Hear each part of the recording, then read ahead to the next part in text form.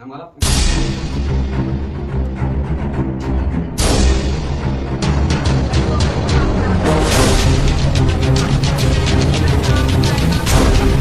एक कहावत है, प्यार अंधा होता है और प्यार करने की कोई उम्र सीमा नहीं होती। यह कहावत भगवानपुर थाना क्षेत्र के रुहाल की दयालपुर गांव में पूरी उस वक्त हो गई तब एक 45 वर्षीय महिला अपनी 18 वर्षीय बेटी को छोड़कर अपने प्रेमी संग फरार हो गई, जिसको पति जिम्मेदार लोगों के बीच जाकर इंसाफ की गुहार लगा रहा है। दरअसल करिश्मा नामक महिला की मुलाकात सत्संग में एक व्यक्ति से हुई थी। मुलाकात मोहब्बत में ऐसी बदली की सब कुछ लेकर फरार हो गई। देखा खास रिपोर्ट। जे एक कंपनी जाती तो मैं कहूँ था मगर कंपनी जा भर रहो अगर नाम करनी रही थी कंपनी तावा थी तो फोन पर चिपट जाती।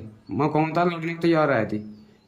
अब उनके तो मुझे साफ होगी कंपनी का बहाना लेकर रोटी ठेला बांध रोटी बांध जी।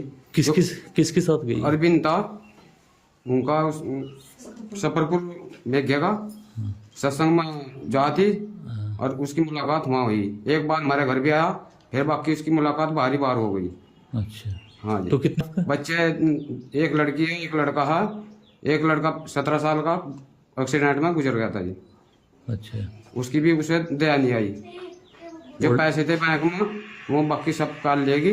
उसका खाता नंबर था सब कुछ फोटो स्टार लेगी करके बाकी यहीं धर की चूका तू जिस तक महसूस ना हो। शादी के लिए थोड़ी थोड़ी चीज बस धर रहा था लेकर तो सब मामला साफ कर गई। वो बहू जो कंपनी में जा रही थी और धोखाधड़ी था वहाँ कंपनी में जाए तो वो रुकी भी तो रुकी नहीं यार। तो 18 साल की लड़की थी हमारी और उसकी ही लड़की थी और उसके साथ में सामान शादी के लिए सब कुछ करके रखा था और सारा ही इकट्ठा करके लेती गई।